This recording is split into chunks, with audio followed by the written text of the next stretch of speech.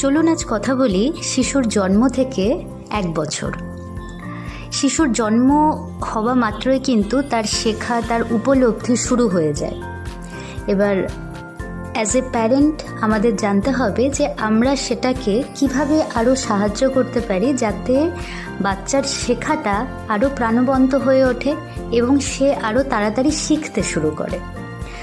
3টা ভাগে আমরা ডিসকাশনটাকে রাখবো। একদম শুরু থেকে 3 মাস, চতুর্থ মাস থেকে ষষ্ঠ মাস এবং সপ্তম মাস থেকে 1 বছর অবধি।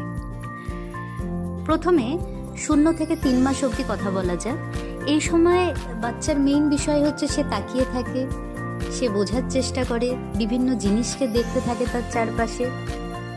এবং একদম 1-2 মাসের কথা যদি বলা যায়, তখন কিন্তু বাচ্চার অতটা অনুভবই হয়ে ওঠে না বা ধীরে ধীরে অনুভব করতে শুরু করে যে সে বাইরে এসে গেছে, অথবা কখনো কখনো ভাবে সে হয়তো মায়ের গর্ভের ভিতরেই আছে। তো প্রথম যেটা 0 থেকে 3 মাসে স্কিন টু স্কিন কন্ট্যাক্ট, বাচ্চাকে একদম বুকের কাছে রাখা, যাতে সে মায়ের অথবা যেই কাছে নিচ্ছে সেই তাপমাত্রাটাকে বুঝতে পারে। এটা একটা প্রথম জিনিস। যখনই আমরা বাচ্চাকে কাছে নেব তখনই বাচ্চার মধ্যে হাজারো নিউরন কিন্তু সংযোগ স্থাপন করতে থাকে, সে সেটাকে অনুভব করতে শুরু করে। এছাড়া 0 থেকে 3 মাসের মধ্যে যখন বাচ্চা আপনার দিকে তাকিয়ে থাকবে, কিছু বোঝার চেষ্টা করবে, আপনি কথা বলতে পারেন, কিছু গান গাইতে পারেন। রিডিংটা অতটা তাৎপর্যপূর্ণ নয়, কিন্তু এই যে কথা বলতে থাকা অনবরত, শিশুরা লিপ রিড করার চেষ্টা করে যে কিভাবে আমরা ঠোঁট নাড়াচ্ছি এবং বিভিন্ন রকম আওয়াজ করারও চেষ্টা করতে থাকে। গান করা, সেই সুরগুলোকে ওরা ধীরে ধীরে বোঝার চেষ্টা করে। গর্ভে থাকাকালীনও বাচ্চা বিভিন্ন রকম যখন গান শুনতে থাকে, সেই মিউজিকের একটা ধারণা ওদের মধ্যে থাকে যে একটা কিছু চলছে। তো সেই জিনিসগুলো এদের কিন্তু ব্রেনকে ভীষণভাবে প্রভাবিত করে। এছাড়া যেটা আছে, যখনই বাচ্চা কেঁদে উঠবে কখনোই একা ছাড়া যাবে না, সঙ্গে সঙ্গে তার কাছে আসা, বোঝার চেষ্টা করা যে কেন কাঁদছে। একদম কাঁদছে বলেই সঙ্গে সঙ্গে যে কোলে তুলে নিতে হবে সেরকমও কোনো ব্যাপার নেই। আপনি ধীরে ধীরে কথা বলুন, বোঝান, শান্ত করার চেষ্টা করুন। এই জিনিসগুলোও কিন্তু তার মস্তিষ্কের বিকাশে ভীষণভাবে সাহায্য করবে। শেষ আমরা একটা বলতে পারি জেন্টাল টাচ, ধীরে ধীরে আদর করা, হাতে আদর করা, মাথায় হাত দেওয়া। এই জেন্টাল টাচগুলোও কিন্তু বাচ্চারা ভীষণভাবে অনুভব করতে পারে।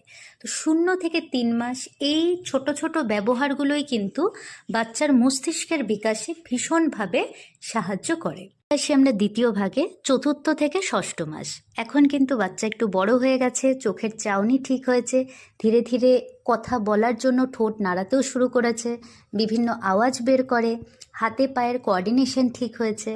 তো সবসময় দেখা যাবে যে কোনো একটা দিকে হয়তো হাত বাড়াচ্ছে, একটা দিকে এক দৃষ্টিতে তাকিয়ে আছে। তো এটাকে এনকারেজ করতে হবে। যদি কোনো কিছু হোল্ড করতে চায়, কোনো কিছু যদি ধরতে চায়, সেটার কাছে নিয়ে যাওয়া। তো আমরা এইভাবে এনকারেজ করতে পারি, যে জিনিসটার দিকে তাকিয়ে আছে সেটার কাছাকাছি নিয়ে গিয়ে সেটাকে ধরাতে পারি। এটা একটা প্রথম। এছাড়া কি, এইবার আপনি বইও পড়তে পারেন। ধীরে ধীরে বাচ্চা কিন্তু শোনাও শুরু করেছে এখন ভালো মতো। তো আপনি বই পড়েও কিন্তু সেটার একটা যেটা উপভোগ, সেটার মধ্যে যেটা আনন্দ, সেটাও বাচ্চাকে বোঝাতে পারেন। এছাড়া টামি টাইম, এটা তো অনেক আগে থেকেই এই 3 মাসের মধ্যেও এটা শুরু হয়েই যায়, কিছুটা করে করতেই হয়। বাচ্চাকে আদর করে উপভোগ করানো, তাকে আনন্দ দেয়া, এই জিনিসটার কথাই এখানে বলা হয়েছে। এছাড়া চতুর্থ থেকে ষষ্ঠ মাসে আমরা ছোট ছোট খেলার মধ্যে হাইড অ্যান্ড সিক খেলা, যেমন চোখ ঢেকে রেখে হঠাৎ করে সামনে চলে আসা, এই জিনিসগুলোও কিন্তু বাচ্চারা খুব উপভোগ করে। 4টা ছোট স্টেপ বলা হলো শুধু চতুর্থ থেকে ষষ্ঠ মাস, এটাতেই বাচ্চাদের মস্তিষ্কের বিকাশ কিন্তু অনেকটা পরিমাণে হতে পারে। সপ্তম মাস থেকে 1 বছর ভীষণই ক্রুশিয়াল টাইম। এখন বাচ্চার দৃষ্টি আরও ঠিক হয়ে গেছে।